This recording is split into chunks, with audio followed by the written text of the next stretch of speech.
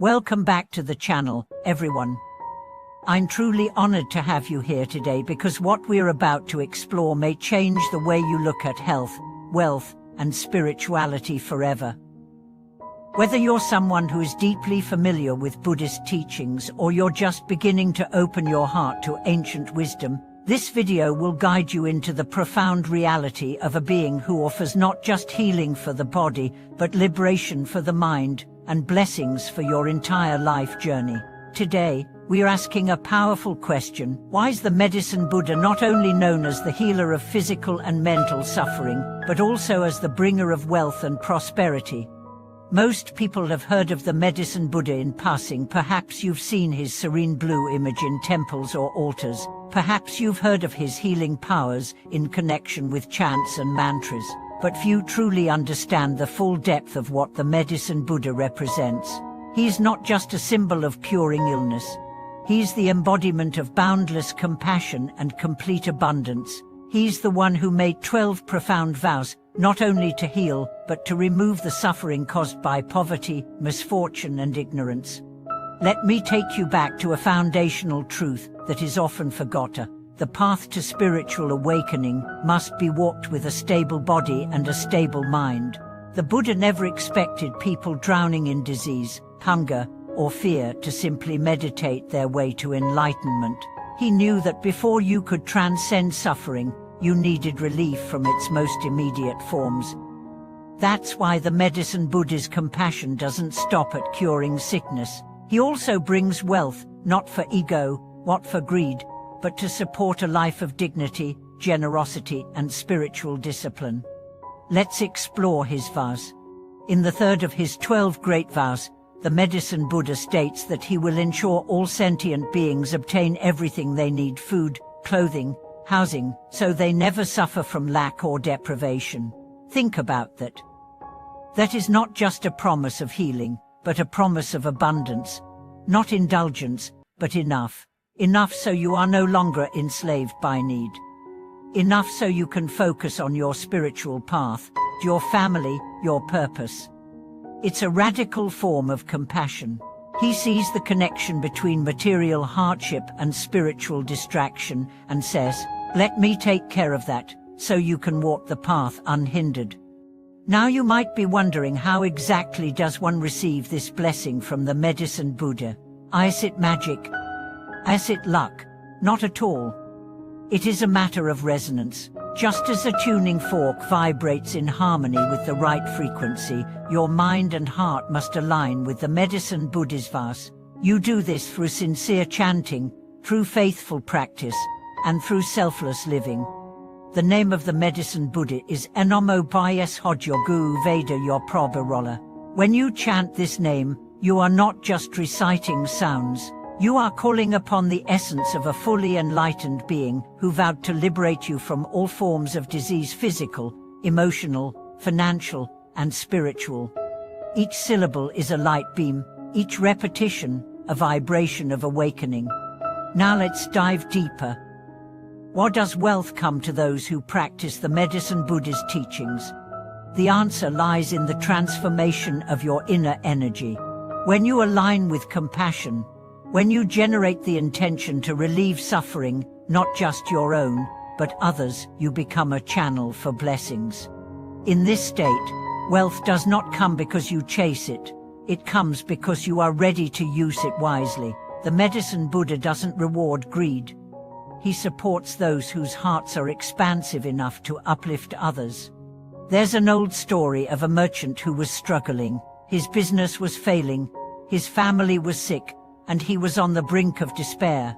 One day, an old monk passed through town and offered him a simple instruction: chant the name of the Medicine Buddha with sincerity, and dedicate all merits not for yourself, but for all beings who suffer.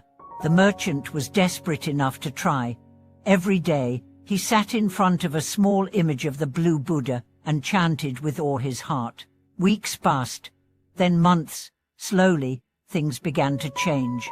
His health improved. Customers returned. But more importantly, he felt lighter. He was no longer attached to the outcome. His prayers became offerings, not bargains. and abundance followed, not just in money, but in peace, in love, in clarity. That is the power of true spiritual wealth. Now let's talk about physical healing. The medicine Buddha is called the king of lapis lazuli light. Why? Because his radiance penetrates all forms of darkness. Just as light clear as fog, his presence dissolves confusion, fear, and energetic blockages. But healing is not just about physical symptoms, it's about causes. When we fall ill, often the body is reflecting something deeper: suppressed anger, unresolved grief, chronic anxiety. These emotions form dense energy in the body. The medicine Buddha works not just on your liver or lungs, but on your karma, your psyche, your subtle body. When you practice with sincerity, you begin to see the real healing is in consciousness. In traditional Buddhist temples, people light candles and incense in front of the medicine Buddha. These are not rituals of superstition. They are acts of symbolic purification. The light represents wisdom. The incense, the transformation of suffering into fragrance. Every offering is a statement: I am ready to purify my heart, to transform my mind, to become an instrument of healing in the world. Here's something else profound. The medicine Buddha is closely associated with one of the four heavenly kings, Vaishnaravana, also known as the wealth guardian. Why? Because protection and abundance go hand in hand. If you are spiritually aligned but living in fear and scarcity, your energy cannot fully rise. The medicine Buddha calls upon protective deities to clear your path, not so you can escape life, but so you can walk it with strength and dignity. But so, if you are in a place in life where illness has worn you down, or finances have made you fearful, I invite you to try this. Every morning, light a candle, place your palms together, and chant the name of the medicine Buddha 108 times. Do not rush. Let each syllable melt into your bones. Visualize a blue light entering your body, filling your cells, cleansing your organs, dissolving your anxieties. Then, when you're finished, dedicate the merit to all beings who are suffering as you are. Say, may all beings be healed. May all beings be nourished.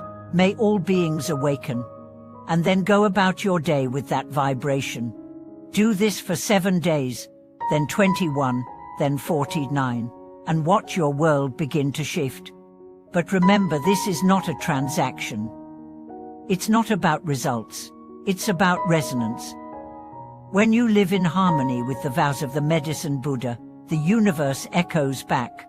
Not because you asked for something, but because you became someone aligned with the higher laws of compassion and abundance.